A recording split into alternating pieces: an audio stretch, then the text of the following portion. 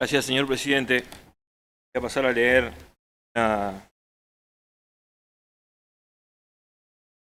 el titulé ¿Hacia dónde vamos?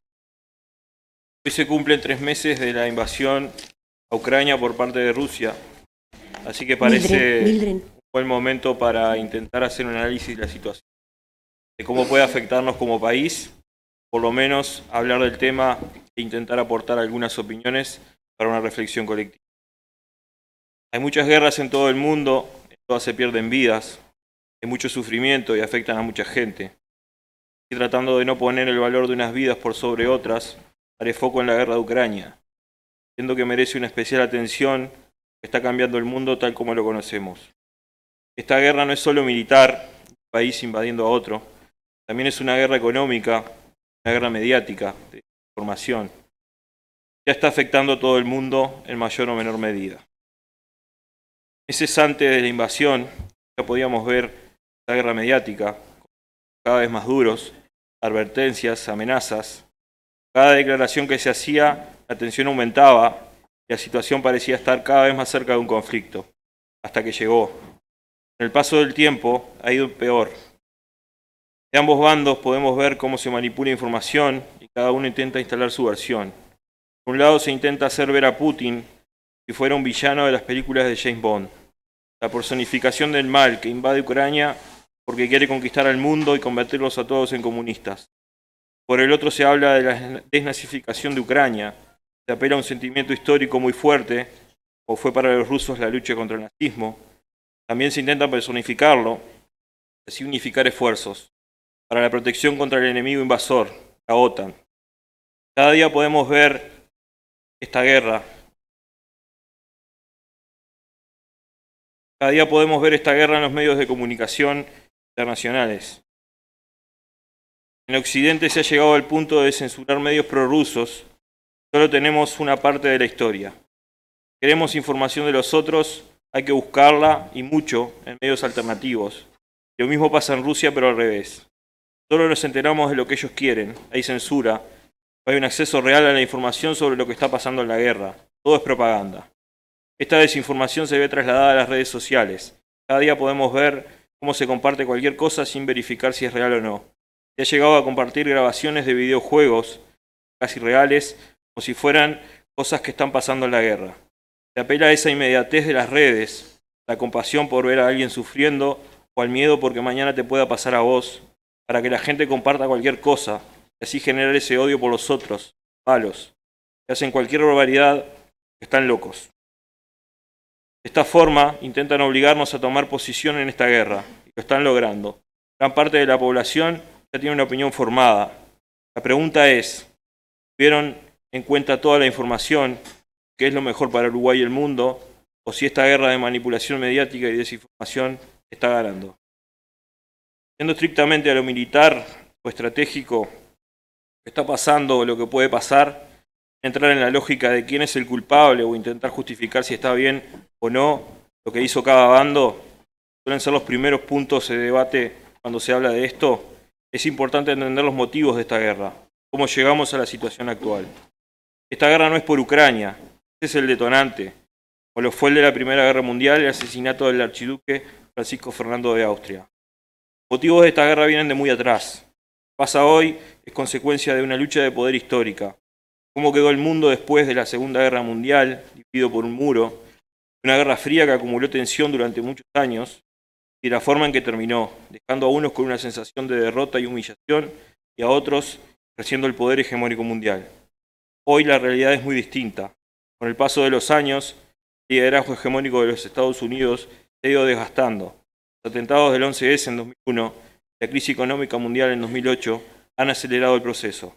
El fortalecimiento de la Unión Europea, el crecimiento de China e India como potencias emergentes hacen ver la posibilidad de un mundo multipolar. En este escenario de desgaste y redistribución de poder, la OTAN vuelve a ver a Rusia como una amenaza y es avanzar hacia el este justificando así su existencia e intentando recuperar el poder, haciendo que los rusos los vean de la misma forma, también hagan lo mismo. Entonces podemos ver esta lucha de poder en cada acción, de la continua inclusión de países en la OTAN hasta la anexión de Crimea por parte de Rusia.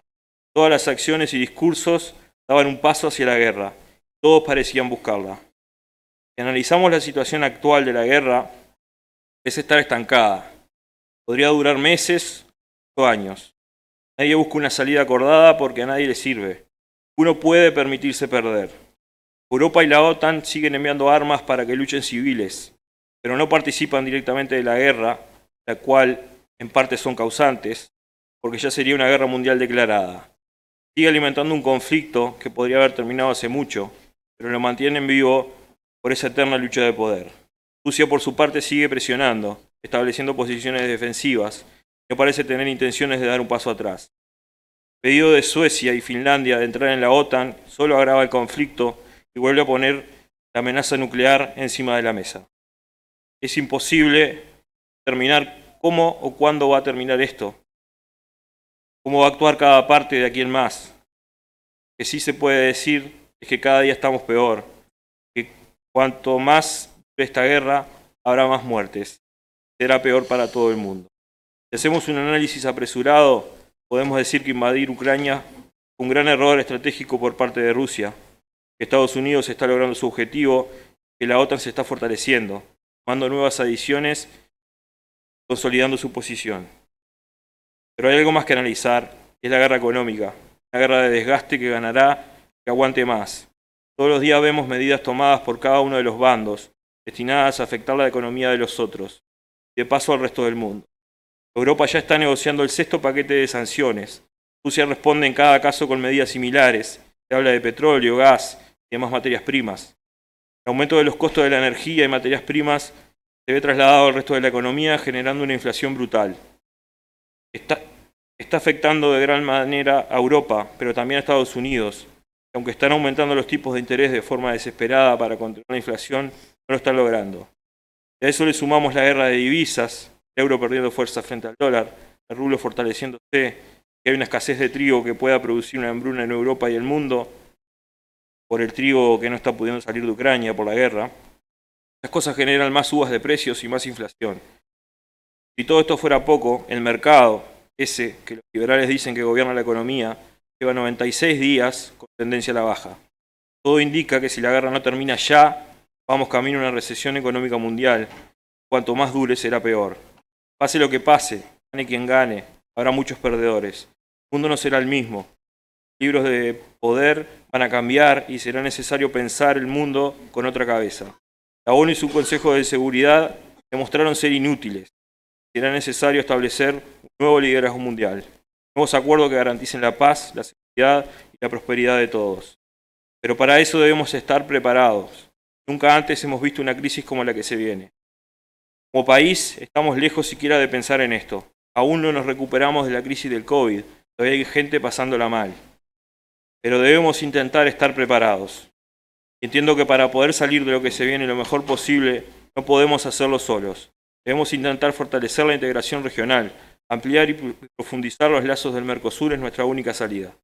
No podemos tener una política exterior por amiguismo, de acuerdo con el color político de quien esté gobernando los demás países. Podemos seguir mirando al norte buscando acuerdos bilaterales o actuando como si fuéramos el patio trasero de Estados Unidos, Europa o China. América Latina está en una posición ideal para enfrentar esta crisis, por su producción de materias primas de alimentos básicos.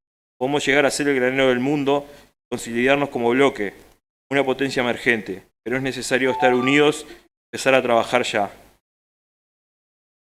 Solicito que estas palabras sean enviadas a la Cámara de Senadores y de Representantes, a la Presidencia de la República, a todos los partidos políticos con representación parlamentaria y a los medios de prensa acreditados. Gracias, señor presidente.